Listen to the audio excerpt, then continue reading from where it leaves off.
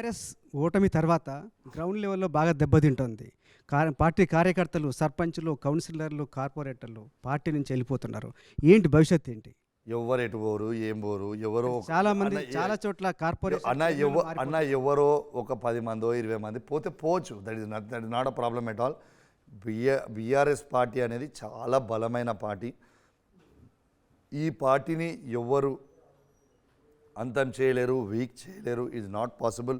కేసీఆర్ గారు is a fighter, KTR గారు fighter, Harish Rao గారు ఫైటర్, కవిత గారు ఫైటర్, మేమందరం ఫైటర్. కార్పొరేటర్లు, కౌన్సిలర్ పర్వాలేదు, కొందరు పోతే పోతున్నారు, కొందరు పోతే పోవచ్చు. దాంట్లో వాళ్ళ విఘ్నతకి ఇష్టపెడుతున్నాం. ఎందుకంటే మాకేం వాళ్ళు పోతే మళ్ళీ ఎలక్షన్లు ఇంకో సంవత్సరంలో 6-7 నెలలు ఉన్నాయి. కొత్త మళ్ళీ మేము బరాబర్ గెలిపించుకుంటాం. రైట్. ఈటలని చంపడానికి 20 కోట్ల రూపాయలు మీరు సుపారీ ఇచ్చారా? కంటిన్యూ చేద్దాం.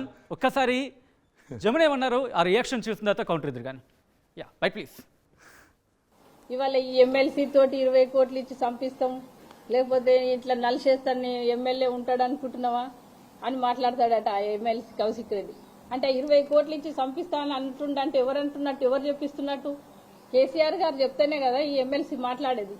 అంటే ఇక్కడ తెలంగాణలో మొత్తం అప్పుల పాలు చేసి ఆయన లక్షల కోట్లు సంపాదించి ఇవాళ ఒక్కొక్క వ్యక్తిని ఆయనకు ఎవరైతే మాట్లాడతారో, ఆయన చెప్పినట్టు ఎవరైతే వినరో వాళ్ళందరినీ కోట్ల రూపాయలు పెట్టి ఇవాళ మన కేసీఆర్ గారు చంపడానికి రెడీగా ఉన్నారు అన్నట్టు.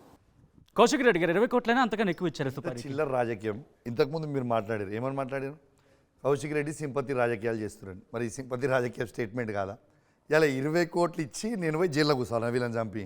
ఆయనను ఓడగొట్టడానికే నేను రాజకీయాలకు వచ్చిన. ఆయనను ఓడగొడితేనే నాకు కిక్ ఉంటుంది. నేను అన్న మాట ప్రకారం నిలబడ్డా, ఓడగొట్టినా వచ్చినా మళ్ళీ మీ ముంగట నిలబడ్డా.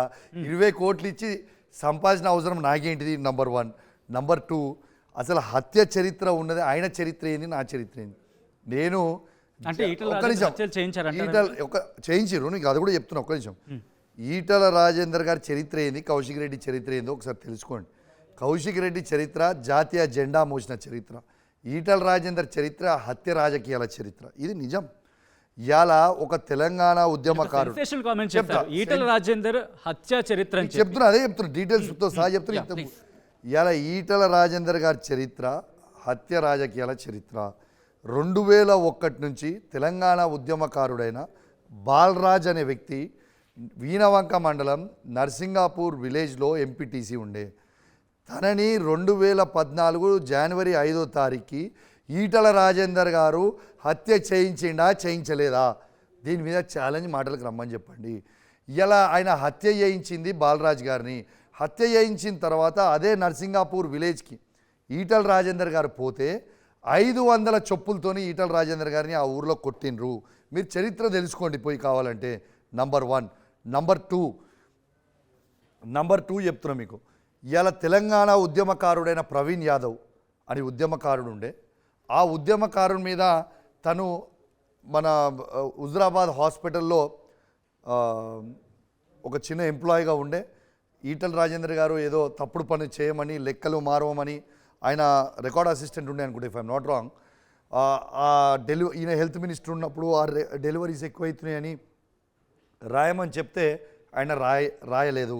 నేను రాయను సార్, తప్పుడు చేయలేను, రేపు ఏమైనా అయితే నాకు ప్రాబ్లం అవుతుందని ఆయన రాయకపోతే ఆ ప్రవీణ్ యాదవ్ అనే అబ్బాయి మీద దొంగ కేసులు పెట్టించి 3rd degree torture Huzurabad police స్టేషన్లో ఆనాడున్న సిఏ గారితో చేయిస్తే ఆ 3rd డిగ్రీ టార్చర్ని, అవమానాన్ని భరించలేక గుండెపోటుతో చనిపోయినారు ప్రవీణ్ యాదవ్.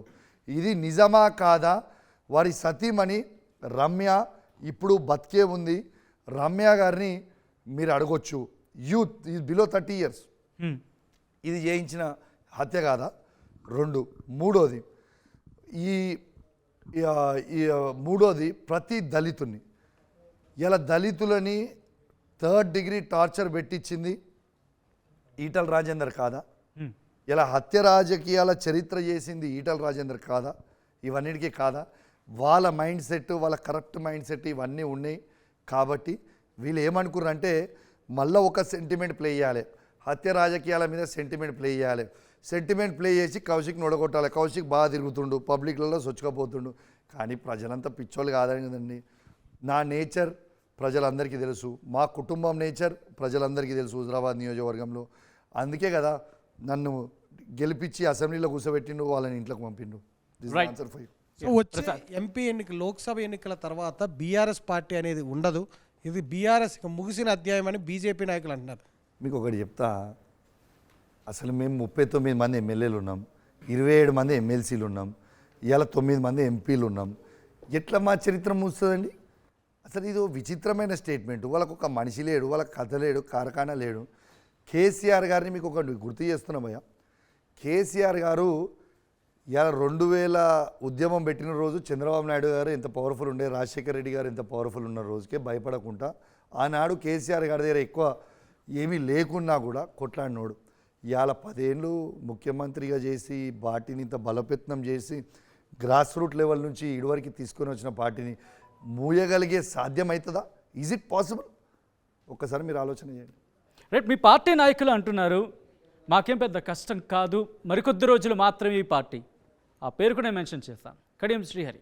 కొంతమంది వస్తారు, మళ్ళీ అధికారంలోకి రావచ్చు, ఆ కాంటాక్ట్స్లో ఆయన మాట్లాడారు. ఏంటి నిజంగా కాంగ్రెస్ నుంచి మీ వైపు వచ్చే వాళ్ళు ఉన్నారా? మళ్ళీ మీరు అధికారంలోకి వచ్చే అవకాశం ఉందా?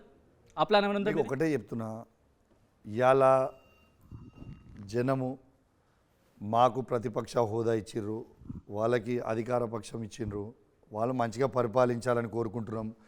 మేము వాళ్ళు ఇచ్చిన 6 గ్యారెంటీలు అవన్నీ కూడా Straight question. కాంగ్రెస్ నుంచి BRS లోకి వచ్చే ఎమ్మెల్యేలు ఉన్నారా? మేము మాత్రం తప్పుడు పనులు చేయదలుచుకోలేదు.